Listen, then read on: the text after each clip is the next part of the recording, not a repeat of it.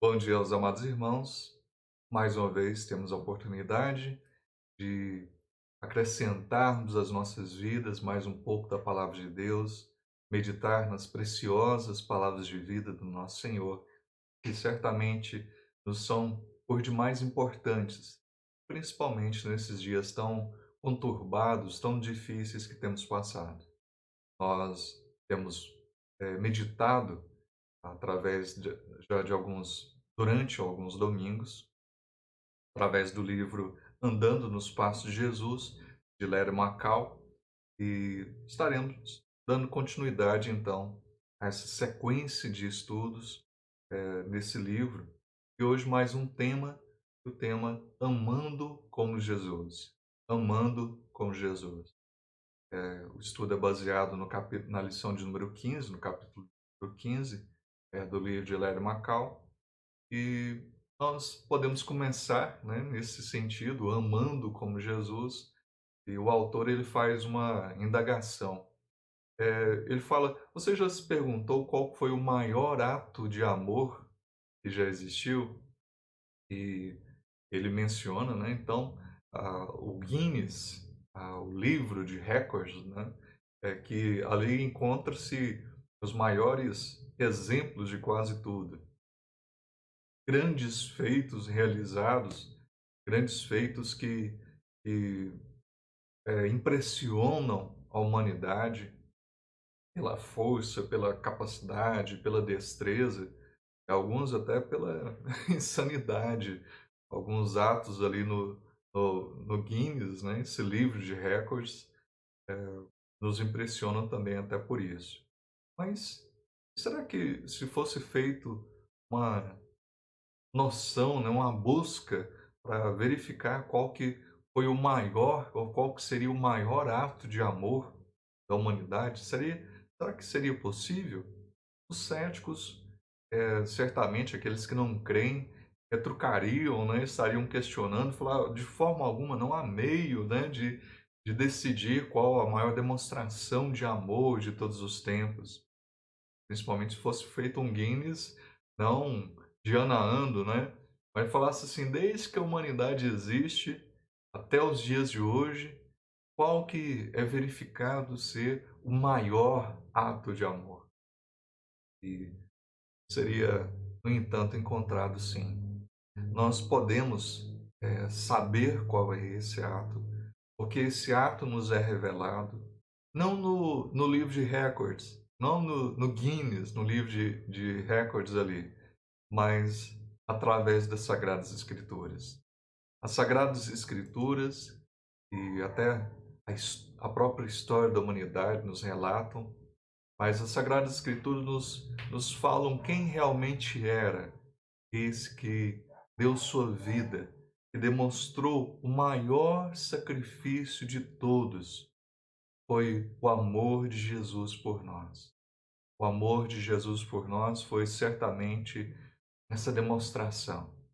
E a palavra do nosso Senhor nos diz, em João, 1 João 3,16: "Nisto conhecemos o amor, que Cristo deu a sua vida por nós." Nisto conhecemos o amor, que Cristo deu a sua vida por nós. Esse foi o maior ato, a maior demonstração de amor de todos os tempos foi o nosso Senhor Jesus, lá na cruz do Calvário.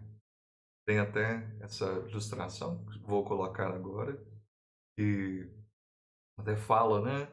Eu pensava que o amor tinha o formato de um coração, mas então entendi que, na verdade, o amor tem um formato de uma cruz. Nós, às vezes, pensamos: o meu amor, e lembramos, ou amor, lembramos do coração como símbolo, mas a maior demonstração de amor, o símbolo perfeito e áureo, máximo de amor, é o símbolo da cruz, que nos lembra, nos rememora que Cristo fez lá na cruz do Calvário por nós pecadores. O que faz a morte de Jesus na cruz ser tão definitiva como a maior expressão de amor? Quais são algumas das qualidades suprema, maravilhosa demonstração de amor, nós podemos ver na sequência, o amor de Jesus foi voluntário. O amor de Jesus foi voluntário.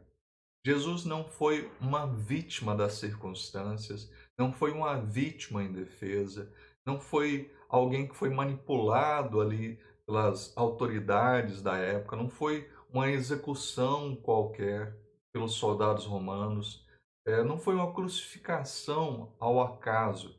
Ninguém obrigou Jesus a ir à cruz. Ele não foi obrigado a estar ali. Na verdade, nós vemos as palavras do nosso Senhor nos testificando isso. João 10:15.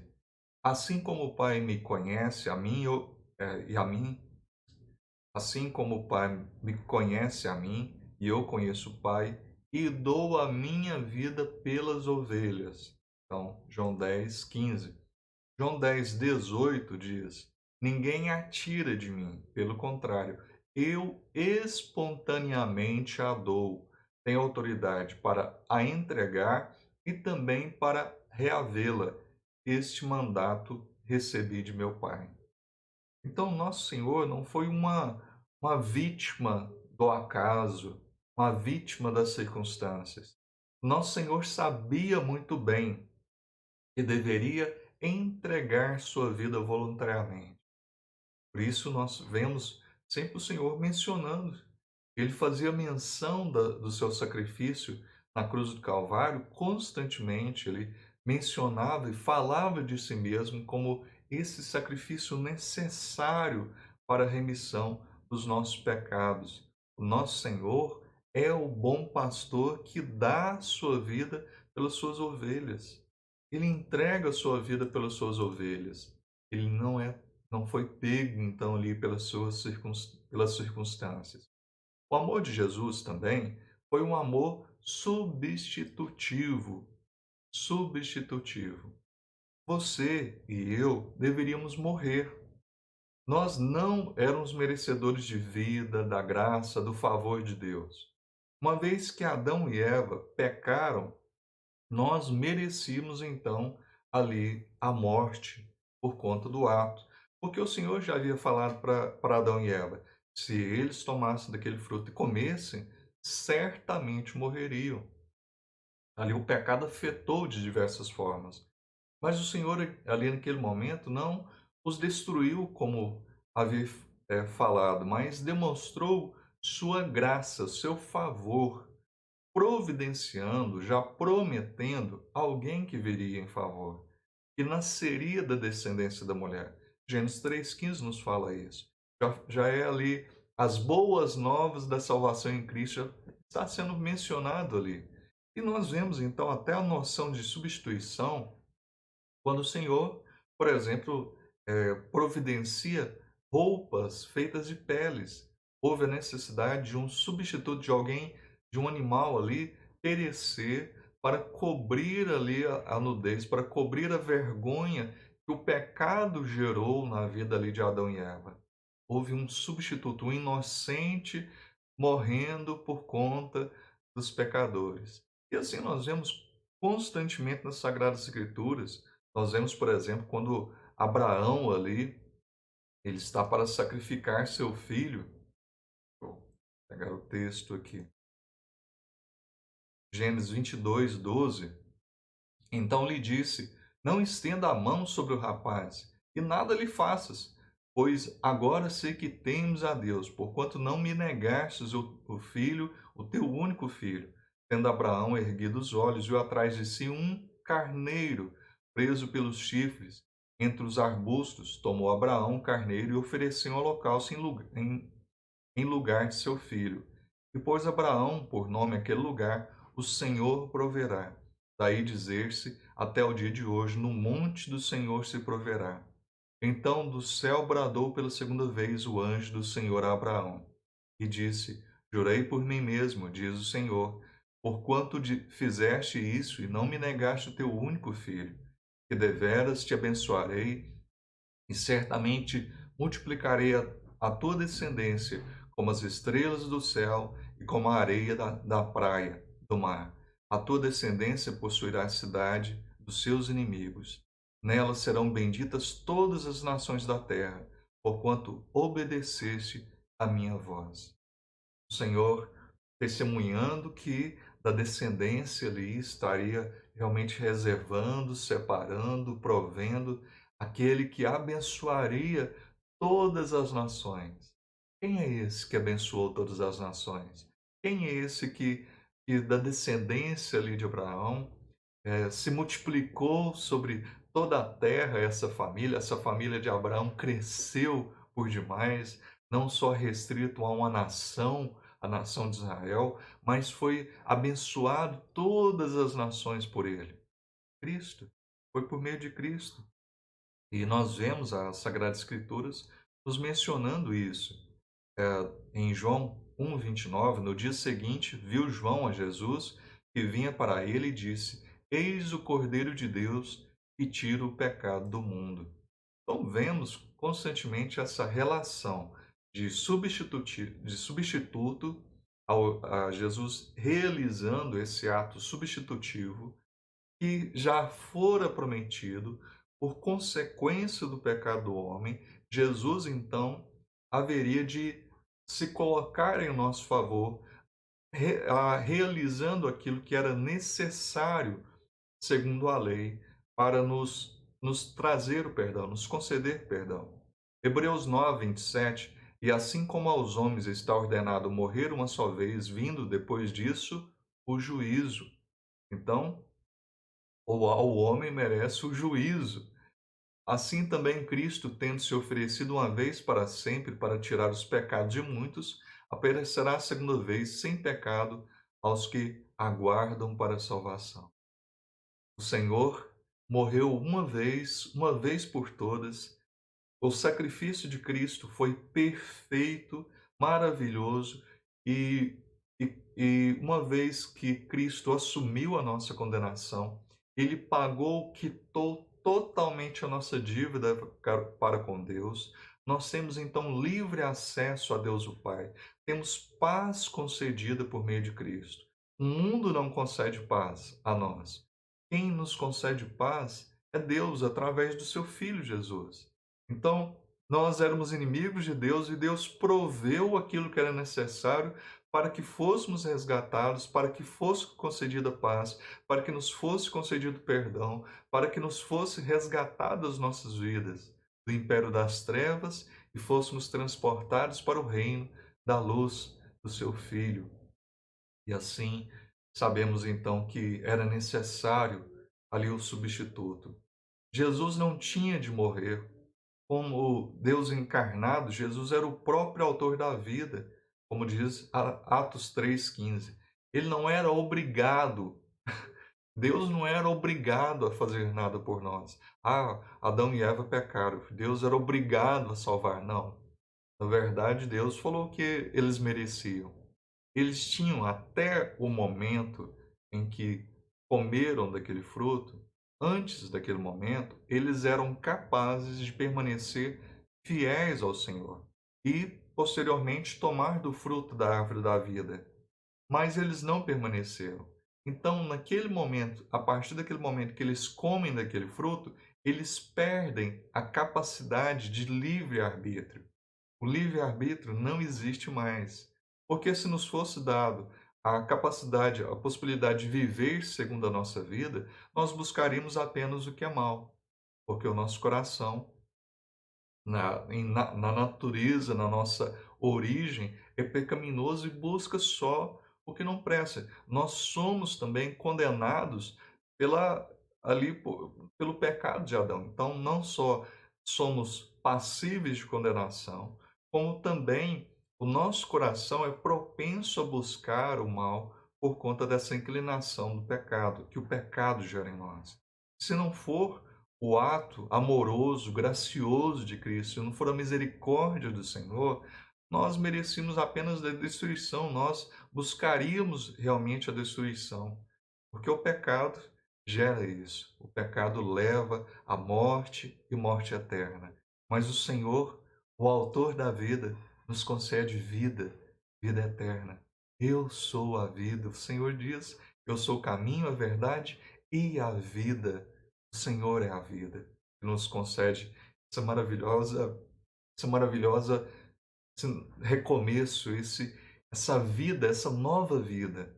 Nós estávamos mortos em nossos delitos e pecados, mas em Cristo fomos vivificados, fomos trazidos à vida novamente. Ele era o eterno, caminhando aqui na terra como ser humano.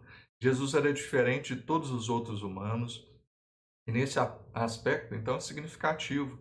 Ele não conheceu o pecado, 2 Coríntios 5:21, porque não tinha pecado. Jesus nunca pecou. Jesus não merecia condenação. Jesus não merecia ser condenado. Jesus não merecia nenhuma ira da parte de Deus. Ele era o perfeito Filho de Deus, o perfeito Adão. Onde Adão pecou, Cristo foi perfeito, ele foi fiel em todo o tempo. Portanto, se Jesus não tinha de morrer, por que ele morreu? Ah, é explicado. Dou a minha vida, dou a minha vida pelas ovelhas. João 10:15. Quer dizer, em lugar de minhas ovelhas. Mais tarde, Pedro repetirá a explicação do Salvador para sua morte em sua primeira carta. Na primeira carta de Pedro, capítulo 3, versículo 18, nós vemos ali Pedro mencionando isso. Então, 1 Pedro 3, verso 18. Pois também Cristo morreu uma única vez pelos pecados, o justo pelos injustos, para conduzir-vos a Deus, morto, sim, na carne, mas vivificado no espírito.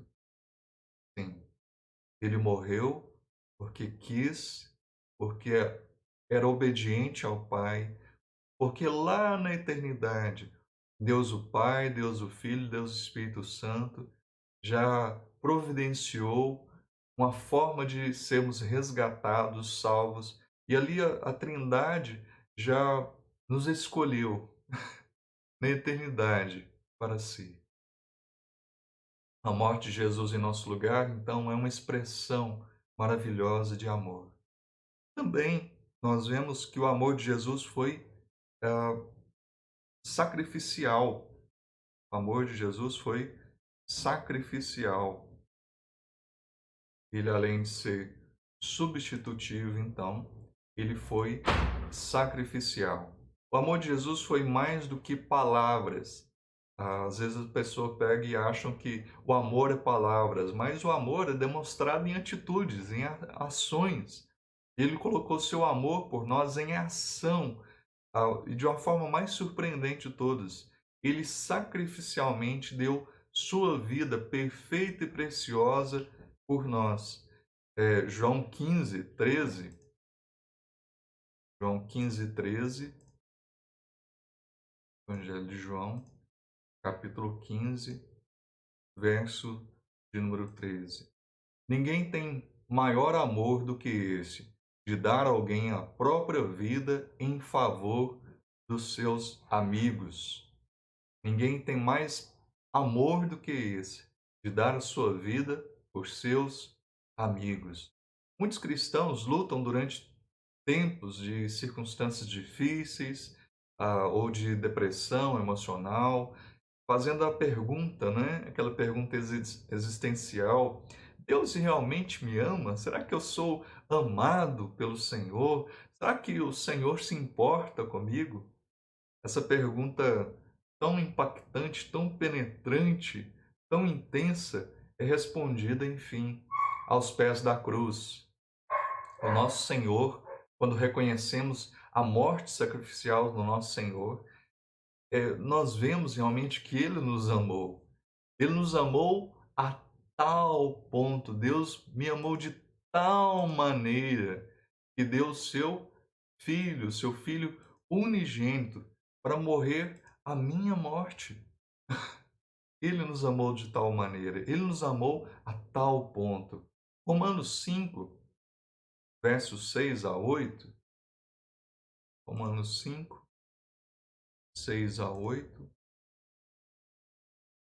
Porque Cristo, quando nós ainda éramos fracos, morreu a seu tempo pelos ímpios.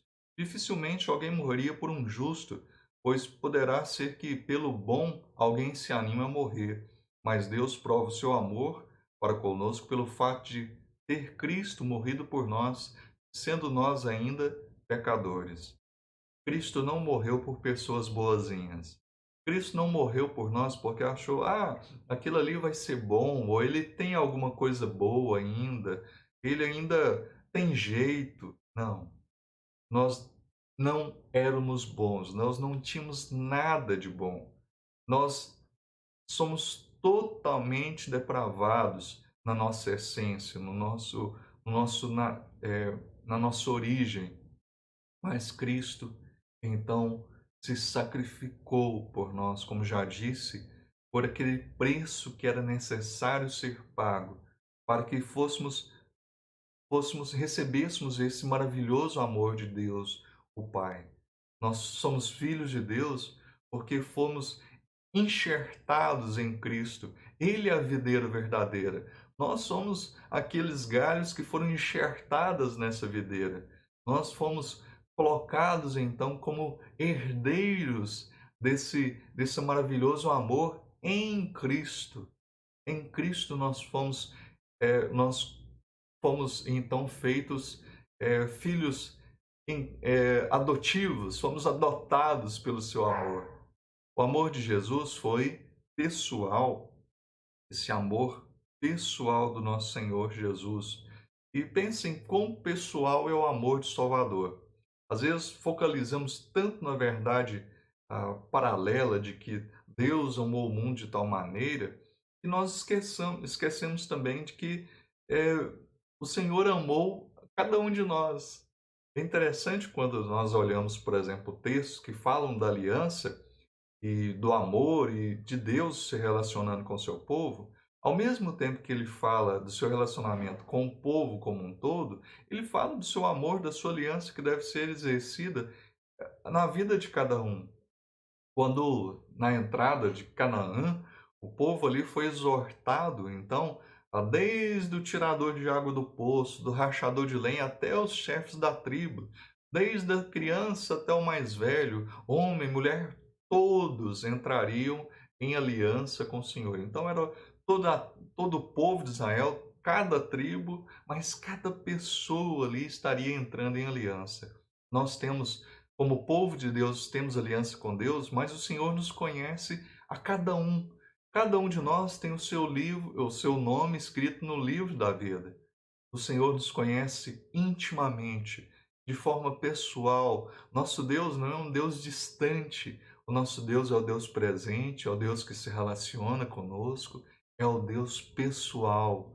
Não é um Deus que nós carregamos como um chaveirinho no bolso, mas é o Deus Todo-Poderoso, o Deus vivo, eterno, verdadeiro, que nos criou e que é aquele que está constantemente nos favorecendo, nos amparando em meio às nossas fraquezas, em meio às nossas debilidades, porque nos ama, porque nos ama. Ele, melhor do que especular a resposta, então, nós podemos ler a própria declaração de Jesus. Naquelas angustiantes horas antes da cruz, Jesus deixou que seus seguidores conhecessem sua intercessão ao Pai. E é por eles que eu rogo, não rogo pelo mundo, mas por aqueles que me destes. Não rogo pelo mundo, mas por aqueles que me deste. João 17, versículo 9. Eu não rogo pelo mundo, mas Deus amou o mundo. Deus amou ao mundo de tal maneira para que todo aquele que nele crê tenha vida.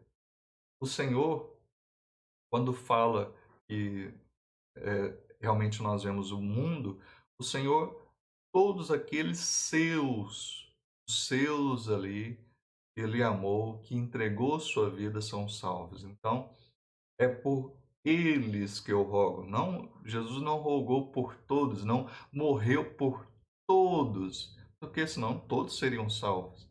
Mas nós bem sabemos que largo é o caminho para a perdição Estreito é o caminho para a salvação, estreita é a porta que conduz à salvação. Poucos são aqueles que passam por ela.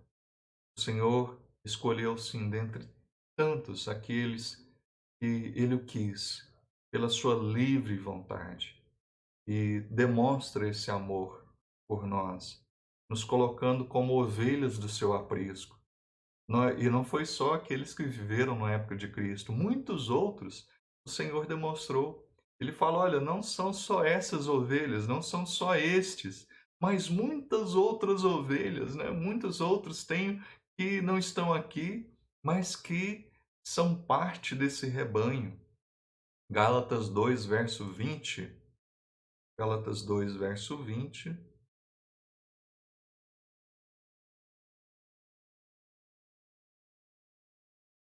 Logo, já não sou eu quem vive, mas Cristo vive em mim. E esse viver que agora tenho na carne, vivo pela fé no Filho de Deus, que me amou e a si mesmo se entregou por mim. Para nós que somos crentes, então podemos dizer com essa grata confiança, essa certeza, estávamos em seu coração quando ele se entregou ali na cruz do Calvário. Ele pensava em mim, pensava em você, pensava em todos os seus, em todas as épocas, do início, desde lá do início, até o último dia, do primeiro ao último ali, nenhum dos seus cordeirinhos, nenhum de suas ovelhas se perderá. Todas as suas ovelhas estarão certamente ali no gozo, na eternidade com o Salvador. Nenhuma se perderá, nenhuma. Não, certamente, assim como o pastor tem suas 100 ovelhas, uma se perde, o Senhor vai lá e busca, porque de perdermos a salvar. Ah, mas pastor, fulano estava, mas não está mais, fulano era, mas não é, está vivendo uma vida daquele jeito. Se somos salvos, ainda que erremos, ainda que pequemos, nós, pela ação do Espírito Santo, nos arrependemos e buscamos viver ali integridade, pela ação do Espírito Santo em nossas vidas, e buscando viver uma vida que agrade ao Senhor, uma vida de santificação constantemente. Sabemos que não somos salvos pelas nossas obras, mas pela obra de Cristo na cruz do Calvário. Pela graça nós somos salvos, mediante a fé em Cristo Jesus. Em Cristo Jesus. Mas, então, essa certeza nós não podemos perder, uma vez que nós estamos ali seguros nas mãos do Todo-Poderoso. Do Todo-Poderoso. Como que alguém poderia tomar das mãos de Deus aquilo que é dele, aquilo que ele escolheu para si? Como alguém poderia fazer isso? Há alguém mais poderoso do que Deus, por acaso? Há alguém que poderia frustrar os planos de Deus, que poderia pegar Deus desprevenido? De forma alguma. Isso é um absurdo nós pensarmos dessa forma. O pastor e autor John Piper escreveu: certamente este é o modo como devemos entender os sofrimentos e a morte de Cristo. Isso teve a ver comigo, é a respeito do amor de Cristo por mim, pessoalmente. É o meu pecado que me separa de Deus. E não o pecado em geral. É a minha dureza de coração e minha dormência espiritual que aviltam o mérito de Cristo. Ele acrescenta: meu coração é influenciado, e eu abraço a beleza e a doação de Cristo, meu tesouro. E dentro do meu coração flui essa grande realidade, o amor de Cristo por mim. Então digo, juntamente com como aquelas primeiras testemunhas, ele me amou e se entregou por mim. Ele me amou e se entregou por mim. Ele morreu por mim, morreu por ti, morreu por nós. Como ele nos ama. Como o nosso Senhor nos amou e tem nos amado e sempre nos amará. Essa certeza é uma certeza inabalável. Nós podemos ver isso em Romanos capítulo 8. Romanos capítulo 8,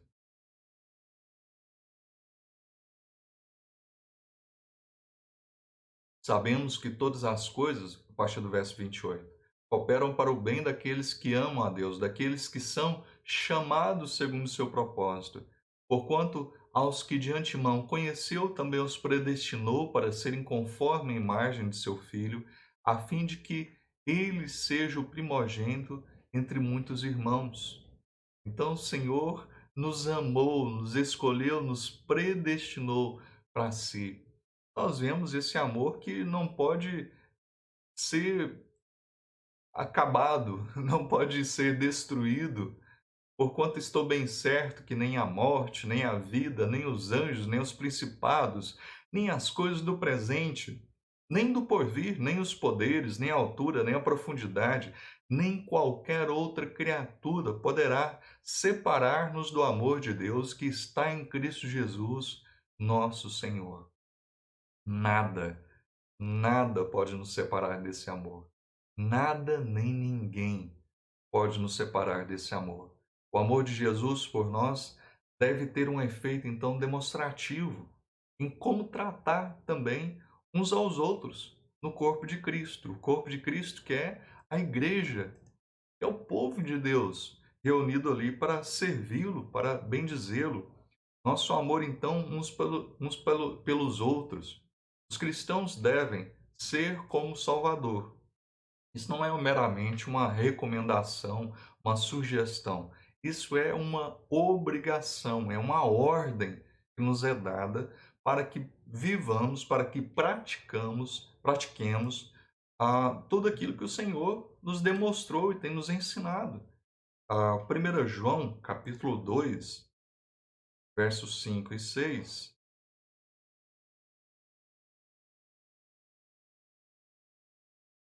Aquele, entretanto, que guarda a sua palavra nele, verdadeiro amor, esse deve também andar assim como ele andou. Então, a verdade pode ser percebida se somos de Cristo, se amamos a Cristo, se somos verdadeiramente cristãos, se guardamos os seus mandamentos, se praticamos os seus mandamentos, ou seja, se vivemos assim como ele nos ensinou, como ele praticou, como ele nos deu exemplo, se nós temos vivido para com o nosso próximo. Esse refletir é obrigatório. Evangelho de João, capítulo 13, verso 34. Novo mandamento vos dou, que vos ameis uns aos outros, assim como eu vos amei, e também vós amei uns aos outros. Então, amar assim como o Senhor nos amou, amarmos uns aos outros. 1 João 3,16. 1 João 3,16. Nisto conhecemos o amor que Cristo deu a sua vida por nós e devemos dar nossa vida pelos irmãos. Devemos então dar a nossa vida pelos irmãos. Então, isso não é uma sugestão, é uma obrigação, é uma ordem para o cristão. O cristão sabe que é um dever dele amar o seu próximo e demonstrar o amor de Cristo na vida do seu próximo, em ações, em atitudes, em essa vida de amor. Porque o Senhor, tendo nos amado, devemos praticar aquilo que ele demonstrou para conosco, a semelhança do nosso Senhor. Nosso amor, então, deve ser voluntário. Como que nós podemos demonstrar esse amor voluntário? Os seguidores de Cristo estão sobre a obrigação de amar uns aos outros. Nosso Salvador tanto ordenou quanto foi também modelo desse amor voluntário. Cada um de nós deve submeter-se ao amor soberano, salvador e escolher obedecer seus mandamentos diariamente. Nós devemos demonstrar esse amor sacrificial, esse amor que se coloque ali à disposição, que seja uma doação, nós estejamos nos doando em favor do outro, por amor ao outro. Ainda que seja em algumas situações desagradáveis, difíceis para nós, mas devemos demonstrar esse amor. Podemos lembrar do bom samaritano. O bom samaritano, ele demonstrou esse amor, que demonstrou ser voluntário ali, que se dispôs a praticar o bem.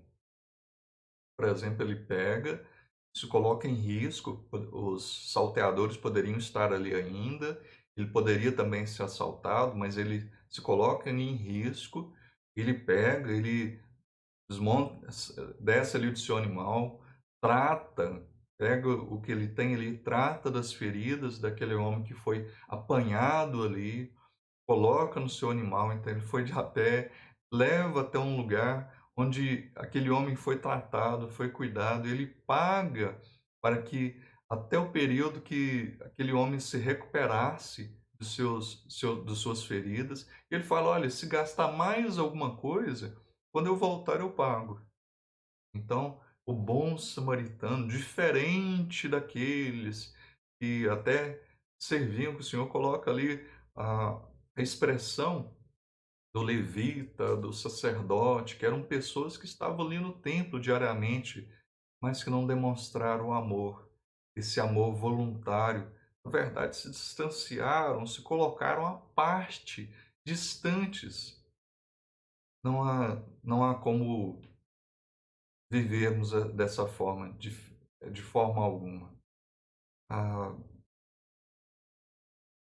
nós devemos que amar, devemos amar. Vou amar, desde que eu goste de você, vou amar você de modo como me sentir amado por você, não é assim. Nós não amamos à medida que somos amados, nós não amamos se depois você fizer isso ou aquilo. Isso não é um amor voluntário. O amor voluntário ele não cobra nada em troca. O amor voluntário não exige. O amor voluntário é voluntário, não esperando ser pago, esse amor voluntário. Nós, na igreja, nós demonstramos: somos voluntários, um amor voluntário. Nós não esperamos nada em troca. Nós não esperamos os aplausos da multidão, nem dos membros da igreja, muito menos. Nós não esperamos sermos tratados, sermos ovacionados, não. Nós fazemos por amor a Cristo, por amor ao nosso próximo, para a glória de Deus. Nós fazemos o que fazemos. Se alguém espera alguma outra coisa na igreja, isso não é amor. Então, deve ser revisto as práticas ali na igreja. Se o serviço que nós praticamos não é um serviço amoroso, voluntariamente praticado, se é um serviço que temos cobrado, exigido, relembrado o que temos feito, então é algo que deve ser questionado realmente à luz das Sagradas Escrituras. Há uma fonte muito mais confiável para que tenhamos nosso reservatório de amor suficientemente abastecidos, de modo que tenhamos amor pelos outros. Então, nós às vezes falamos assim: eu vou amar, mas eu preciso de ser amado. Não, eu vou amar porque eu fui amado mais do que poderia ser amado em toda a minha vida. Eu fui amado de tal maneira eu fui amado, que Deus entregou seu Filho em meu favor. É um preço inimaginável, é um amor inimaginável. Amados, amemo-nos uns aos outros, porque o amor procede de Deus. Então, 1 João 4, verso 7. Amados, se Deus de tal maneira nos amou, devemos nós também amar uns aos outros, verso 11. E nós conhecemos e cremos no amor de Deus por nós, verso 16. Nós amamos porque Ele nos amou primeiro, verso 19. Vamos chamar isso de amor, amor superabundante, como vemos o apóstolo Paulo falando, onde o pecado abundou, o amor de Cristo superabundou, superabundou a graça de Deus em Cristo Jesus. Em outras palavras, em vez de olharmos para o objeto do nosso amor, esperando que ele nos dê forças. Ai, deixa eu ver se eu consigo amar, ou se eu consigo praticar o amor ali. Deixa eu olhar bem para a cara do objeto que eu tenho que amar, da pessoa que eu tenho que amar. Deixa eu ver se eu consigo ter forças para amar essa pessoa. Não. O Senhor veio e amou os miseráveis. O Senhor veio e amou a escória. Sim, aqueles que eram rejeitados, aqueles que não eram de forma alguma queridos, desejados. O Senhor veio para os doentes, para os que nada tinham. O Senhor veio para aqueles que o mundo rejeitou, para os pobres, os miseráveis, para os pecadores, mas para aqueles que sabiam que necessitavam de um Salvador, de um substituto, de alguém que morresse por conta da sua justa condenação. Ele veio em favor desse. O Senhor amou a esse.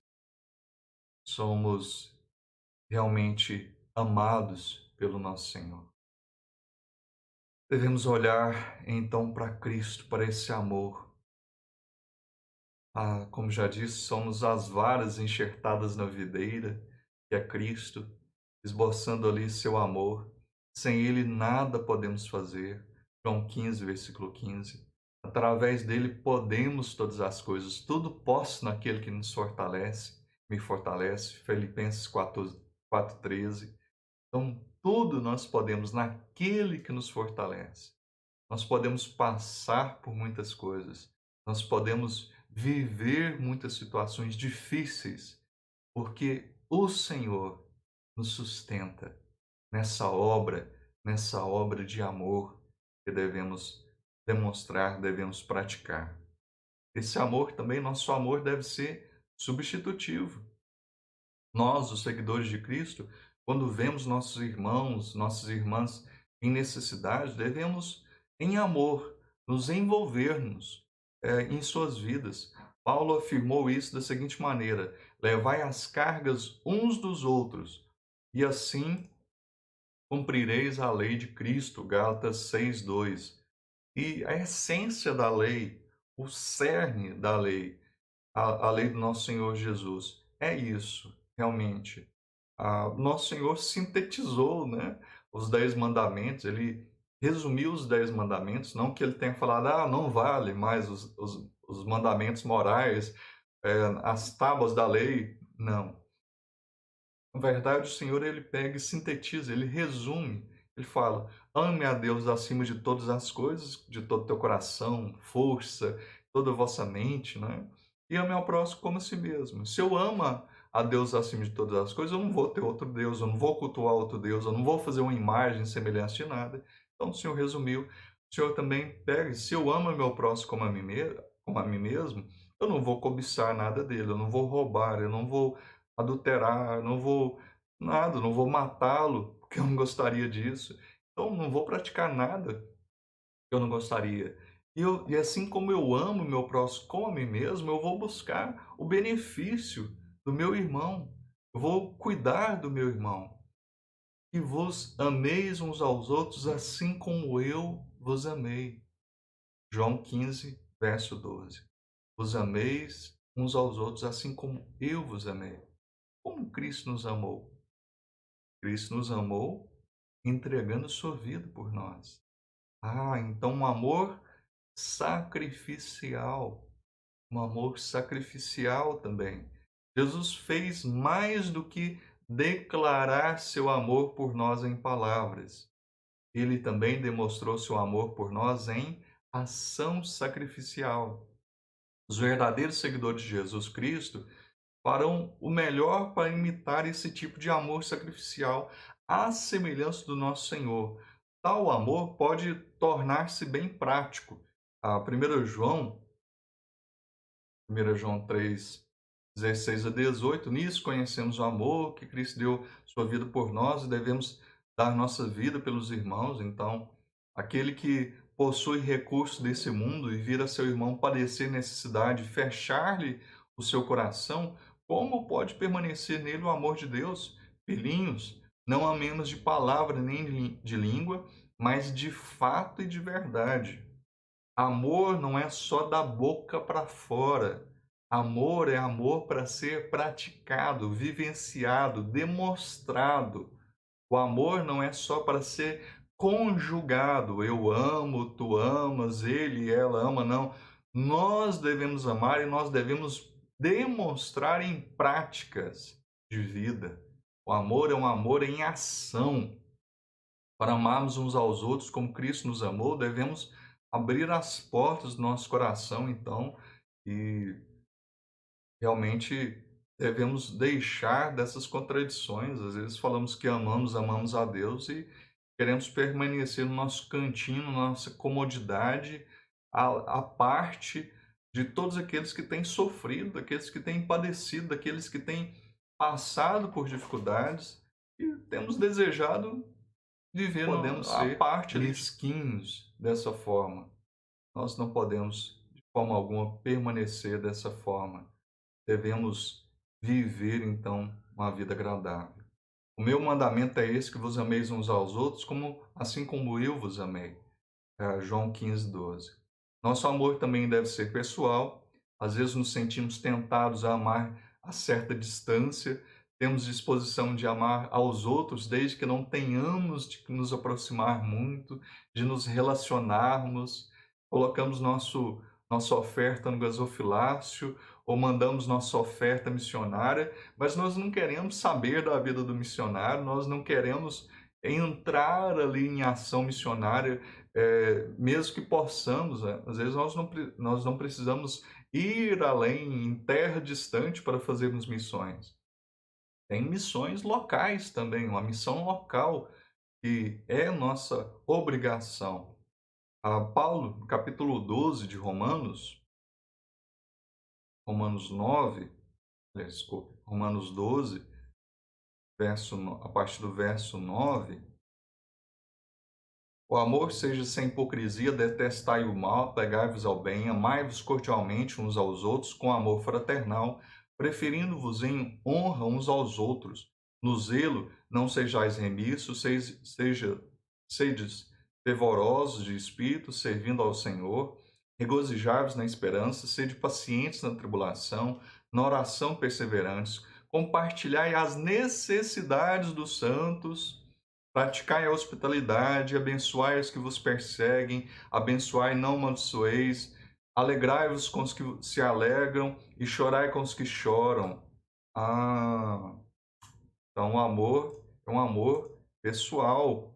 Nosso Senhor amou as pessoas de um jeito muito especial.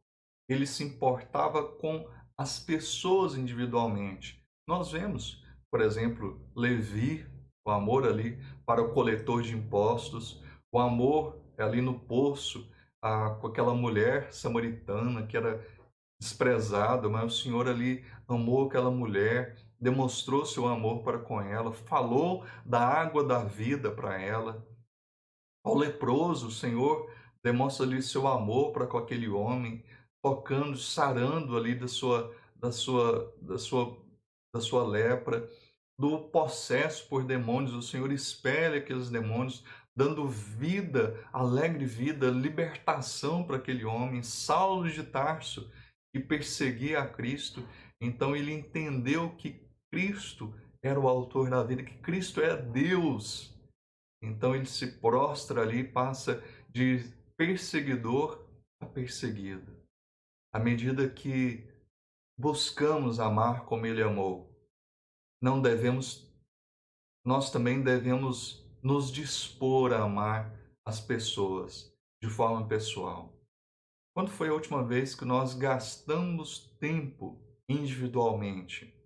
Quando foi a última vez que nós gastamos tempo na vida de alguém conhecido, de alguém que tem uma dificuldade, de um vício que tem ah, lutado contra ele? Nós temos ido lá, aconselhado, orado, partilhado ali as suas lutas com essa pessoa, com um parente que tem um filho rebelde, alguém que perdeu seu emprego, um irmão ou irmã que tem uma doença crônica terminal. Nós temos nos comprometido a amar de forma prática, pessoal, sacrificial, amorosa mesmo, assim como Jesus nos amou. Assim também nós temos que deixar da nossa zona de conforto e amar ao nosso próximo, porque Ele nos amou de tal maneira. Que Deus abençoe. Que o Senhor nos dê uma mente para refletir sobre essas verdades e um coração disposto a viver a verdade que Ele nos tem revelado, que Ele exige que a pratiquemos. Deus abençoe.